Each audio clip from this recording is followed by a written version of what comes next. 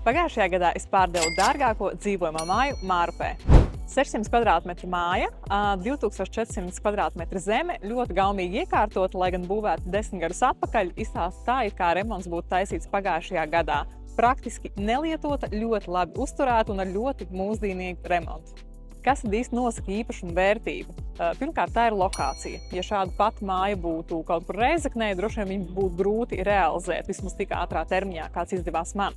Izmantotie materiāli gan pašā būvniecībā, mājas galvenajās konstrukcijās un arī apdares materiāli. Jā, vai tas ir parkets, vai tas ir lamināts, vai tur ir marmors izmantots kaut kur, jā, un, protams, arī visa santehnika, kas tur ir izbūvēta, nav mazsvarīgs plānojums. Jo reizēm ir īpašumi, kas ir ļoti skaisti, ļoti labi, bet tur ir pārāk mazs guļamistabu skaits. Jā, tādēļ arī viņus ir grūtāk realizēt par īpašnieka vēlamo cenu.